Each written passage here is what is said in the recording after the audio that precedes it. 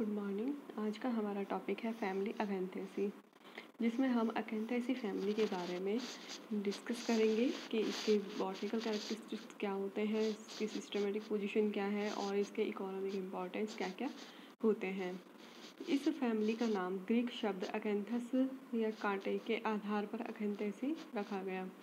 कि अकैंथस का मतलब होता है कांटे, तो ये ग्रीक वर्ड है अकैंथस, जिसका मतलब है स्पाइंस। तो उसके आधार पर इस फैमिली का नाम अकैंथेसी रखा गया है। सामान्यतः यह वज्रदंती बार्लेरिया कुल भी कहलाता है। तो अकैंथेसी और दूसरा नाम हो गया इसका वज्रदंती बार्लेरिया फैमिली। अब इसका सिस्टमेटिक पोजीशन देखते हैं कि बैंथम और हुकर ने इसकी सिस्टमेटिक पोजीशन किस तरीके से रखी है। जैसे डिवीज़न इसका एंजियोस्पर्म होता है, क्योंकि ओव्यूल कवर्ड पाए जाते हैं, जो कि एंजियोस्पर्म का बहुत ही जनरल कैरेक्टरिस्टिक फीचर है। सब डिवीज़न डायकोटिलिडन्स होता है, बीज पत्र 2 होते हैं और पुष्प पंचतई पेंटामेरस फ्लावर पाया जाता है। मतलब जो भी सेपल पेटल्स ये पाए जाते हैं 5 के नंबर में पाए जाते हैं। फिर इसके बाद देखते हैं क्लास इसकी गैमोपेटली होती है। बाह्यदल व दल स्पष्ट और संयुक्त होती है।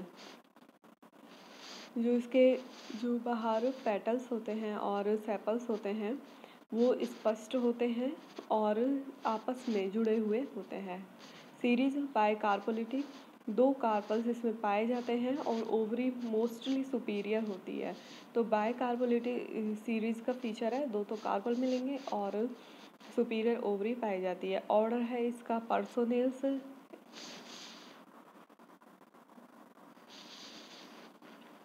जो पर्सोनेल्स मतलब कि जो फ्लावर वो एक व्यास समेत पाया जाता है और पुंकेसर द्विदीर्घी होता है। फैमिली अकैंथेसी जिसका कैरेक्टरिस्टिक फीचर्स है, पादप अधिकतर शाकीय या शुभ होते हैं, या तो हर्ब की फॉर्म में मिलेंगे या श्रब की फॉर्म में मिलते हैं। पत्तियां सम्मुख क्रॉसवत होती हैं। पत्तियों में सिस्टोलिथ पाया जाता है। सिस्टोलिथ है जो एक स्ट्रक्चर होती है जिसमें कैल्शियम ऑक्सलेट के क्रिस्टल्स पाए जाते हैं। पुष्पक्रम ऐसीमाक्षी, ससीमाक्ष, रेसिमोस और साइमोस होते हैं। फ्लावर एक व्यास सम्मित जाइगोमॉर्फिक फ्लावर यहाँ पे देखने को मिलता है कि मतलब अगर उसे हम जैसे एक्टिनोमॉर्फिक फ्लावर तो होता है, उसे किसी भी प्लेन से कट करता है तो 2 बराबर भागों में डिवाइड हो जाता है। जाइगोमॉर्फिक का मतलब है कि सिर्फ एक ही प्लेन होगा जो उस फ्लावर को 2 बराबर भागों में डिवाइड करेगा, उसके अलावा और किसी प्लेन से वह 2 बराबर भागों में डिवाइड नहीं हो सकते।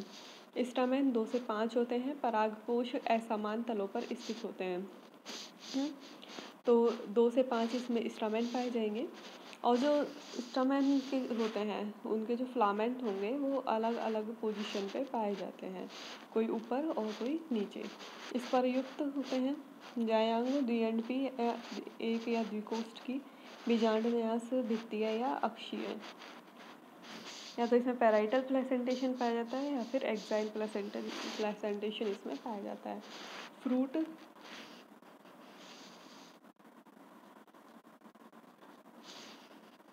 कोष्ठ विदारक संपुटिका लॉक्यूली सीडल कैप्सूल इसमें पाए जाते हैं।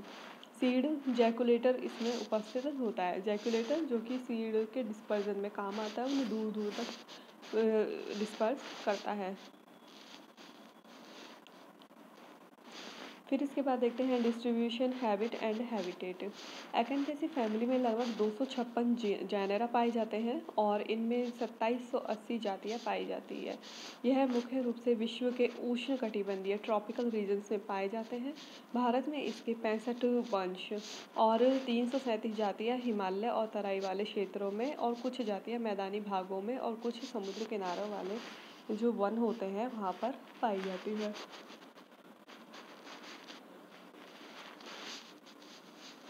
अकैंथस इलीफिसिफोलियस लवणयुक्त जल में उगता है और इसे हैलोफाइट भी कहते हैं। इसी तरह से हाइग्रोफिला ऑरिकुलेटा यह मार्शी एरिया में ग्रो करता है। बार्लेरिया ब्लिफेरिस, ये जो बार्लेरिया और ब्लिफेरिस है यह ज़ीरोफिटिक स्पीसीज होती है। तो इस तरीके से इसकी कुछ तो जो घने जंगलों में पाई जाती है। दूसरा है इसमें हैलोफाइट्स मार्शी रीजन में पाए जाने वाला, और ज़ीरोफिटिक स्पीसीज यहाँ पर बताई गई है। और इस कुल के पादपों में निम्न प्रकृति परिलक्षित होती है। एक है हर्बेशियस। हर्बेशियस प्लांट के एग्जाम्पल हैं यहाँ पे जस्टिशिया पैप्लियोइडस, पैरिस्ट्रोफे, इलिट्रेरिया। तो ये इसके एग्जाम्पल हैं जो कि हर्बेशियस स्पीसीज है इसकी। इसी तरीके से है श्रब, एडिटोडा वेसिका, बार्लेरिया, ये इसकी श्रब्स हैं। फिर इसके अलावा ट्विनर्स, थनबर्जिया, रूट इसकी टैप रूट सिस्टम पाई जाती है, लेकिन जो दलदल वाले जगह हैं, जो मार्शी रीजन्स में ये ग्रो करेंगी, वहाँ पे न्यूमेटाफोर पाए जाते हैं। तो न्यूमेटाफोर क्या होता है, एक रूट का मॉडिफिकेशन होता है कि जो इसकी सॉइल होती है, दलदल होती है, उसमें ऑक्सीजन की कमी होती है, रेस्पिरेशन नहीं कर पाती रूट्स, तो इसलिए जो रूट होती है वो नेगेटिव जियोट्रॉपिक और पॉजिटिव फोटोट्रॉपिक होकर के वापस बाहर की तरफ ग्रो कर लेती हैं और फोटोसिंथेसिस के साथ साथ रेस्पिरेशन का काम भी वो करती हैं। तो इस तरीके से जो मार्शी रीजन में पाई जाने वाली जो स्पीसीज है उनमें न्यूमेटोफोर्स भी पाए जाते हैं। स्टेम इसमें एरियल होता है, भूमिगत और हार्सित, जैसे इलिट्रेरिया, और शाखित बेलनाकार, उर्द और वल्लरी भी हो सकता है। शाखीय और काष्ठीय इस तरीके से इसमें स्टेम पाए जाएंगे। और जो अकेंथेसी फैमिली के कुछ मेंबर्स हैं उनमें एनोमेलस सेकेंडरी ग्रोथ पाई जाती है। एनोमेलस का मतलब हो गया असंगत, एक तो जो नॉर्मल सेकेंडरी ग्रोथ होती है और जो उससे कुछ डिफरेंट हो गई उसको हम एनोमेलस सेकेंडरी ग्रोथ कहेंगे। तो वो अकेंथेसी के मेंबर्स में पाई जाती है। फिर इसके बाद देखते हैं इसकी पत्तियाँ जो रैमल और कॉलाइन होती हैं, रेडिकल भी होती हैं जो कि डायरेक्टली रूट से निकलती हैं। और इस टाइप की लीफ है जो इलिट्रेरिया में पाई जाती है। सरल पिच्छाकार, एक्सिस्टिपुलेट, सम्मुख क्रॉसवर्क, किनारे एंटायर निशिताग्र मतलब एक्यूट तो आगे से नुकीले। और रोमिल शिस्टोलिथ इसमें उपस्थित होता है, लेकिन एफेलेंड्रा में उपस्थित है। एक शिरीय जालिकावत शिराविन्यास इसमें पाया जाता है। लिफेरिस एड्यूलिस इसमें लीफ के किनारे पर स्पाइन्स भी पाए जाते हैं। अब इसका इन्फ्लोरेसेंस देखते हैं तो इसमें साइमोस प्रकार का इन्फ्लोरेसेंस पाया जाता है। क्रॉसवत हरे पर्ण समान सहपत्रों के कक्ष में 1 अथवा 3 सैवरंत या एवरंत पुष्प लगते हैं। इसी तरीके से जो बेलोपेरोन है उसमें ये दलाव होते हैं, मतलब पेटेलॉइड कंडीशन यहाँ पर देखी जाती है। थनबर्जिया में सॉलिटरी और एक्सिलरी इन्फ्लोरेसेंस पाया जाता है। तो यहाँ पे अलग अलग टाइप के इन्फ्लोरेसेंस देखने को मिलते हैं। फ्लावर सहपत्री होता है 2 या ज़्यादा, और पेटेलॉइड होता है। थनबर्जिया के पार्श्वीय पर्ण सदृश लैटरल लीफ सहपत्र कैलिक्स को पूर्णतया ढके रहते हैं। इसी तरीके से ब्रैक्टियोलेट सेवरंत और एवरंत होते हैं। सेजाइल भी हो सकता है और पेडिसिलेट भी हो सकता है। जाइगोमॉर्फिक फ्लावर बहुत ही कम मिलेगा, जाइगोमॉर्फिक फ्लावर इसमें पाए जाते हैं। एक्टिनोमॉर्फिक फ्लावर नहीं मिलते इसमें। और पेंटामेरस होते हैं, किंतु बाह्य दलपुंज, उमंग और जायांग में रिडक्शन पाया जाता है। और चक्रिक या साइक्लिक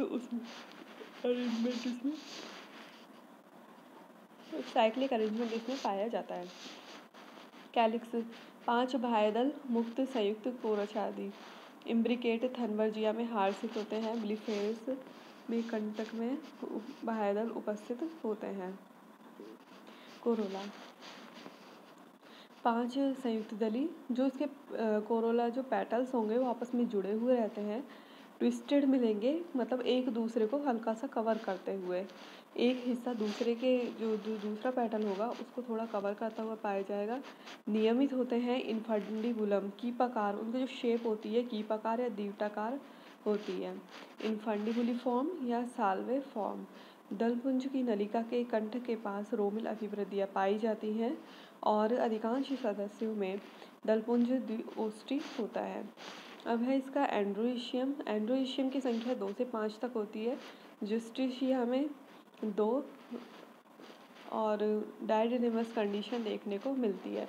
डायडिनेमस से मतलब हो जाता है कि 4 स्टैमेन मिल रहे हैं जिनमें से 2 का साइज सेम होगा और 2 का साइज डिफरेंट होगा। सामान्य रूप से स्टेमिनोड उपस्थित होते हैं। पेंटास्टिमोनाकेंथस में 5 मुख्य स्तर पाए जाते हैं और ये इसके एग्जाम्पल इसमें दिए हुए हैं।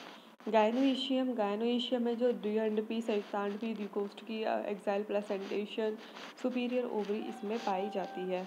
और जो स्टिग्मा होती है उसकी बाइफिड होती है, मतलब ऊपर आकर के वो 2 भागों में सेपरेट दिखाई देती है।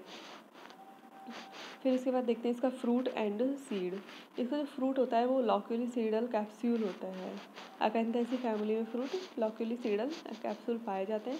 अधिकांश पादप सदस्यों के बीजों में फ्यूनिकल के पास एक छोटी हुक समान संरचना उपस्थित होती है जो कि जैकुलेटर कहलाती है। अब जो बीज है, बीज में बीजांड के पास एक फ्यूनिकल जैसी स्ट्रक्चर होगी, हुक लाइक स्ट्रक्चर पाई जाती है जिसको जैकुलेटर कहते हैं। और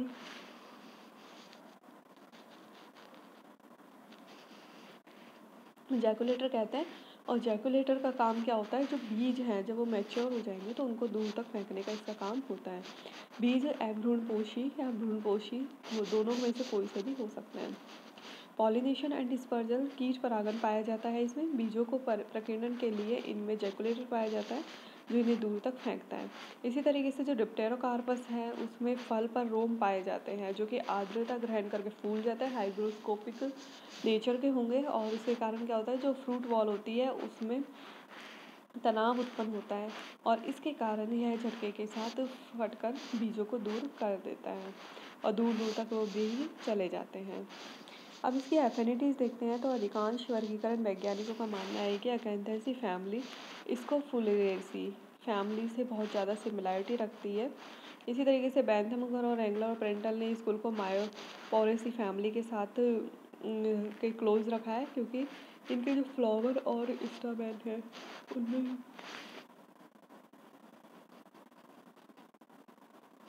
जिसके फ्लावर और स्टामेन है उनमें बहुत ज़्यादा समानता पाई जाती है।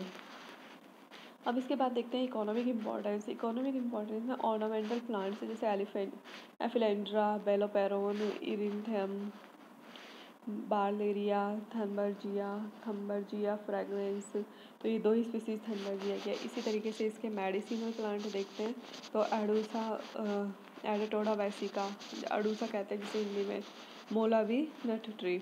तो ये जो खांसी और दमा होता है, ब्रोंकाइटिस की दवाई बनाने में काम में लिया जाता है। बार्लेरिया वज्रदंती, इसके कड़वे रस को बच्चों को नज़ला जुकाम ठीक करने में दिया जाता है। इसके अलावा जो दांत का दर्द होता है उसमें इसे यूज़ में लिया जाता है। इसी तरीके से एंड्रोग्राफिस, तो इस वार्षिक शाक का इस्तेमाल घरेलू दवाई के रूप में किया जाता है। इसके अलावा कृमिनाशक होती है। तो ये सारे इसके मेडिसिनल यूज़ यहाँ पर दिए हुए हैं। अब इसके बाद देखते हैं डाई, जैकोबिनिया टिंक्टोफोरिया, स्ट्राबाइलिन्थस, तो इससे नीला रंग प्राप्त होता है। तो आज के इस टॉपिक में हमने देखा कि अकेंथेसी फैमिली, इसका नाम किसके आधार पर दिया गया है और इसके अलावा इसकी सिस्टमेटिक पोजीशन देखी। दूसरा इसका जो बॉटनिकल कैरेक्टरिस्टिक्स है कि किस तरीके के फ्लावर पाए जाते हैं, फ्लावर का अरेंजमेंट क्या होता है, रूट कैसी मिलती है और इसकी हैबिट एंड हैबिटेट क्या क्या होती है, किस किस रीजन में इसके प्लांट्स पाए जाते हैं। और इसके अलावा इसकी सिमिलैरिटी हमने देखी कि किस फैमिली से ये सिमिलैरिटी शो करता है। इसके अलावा इसमें जो इकोनॉमिक इम्पोर्टेंस है ये हमने देखे हैं।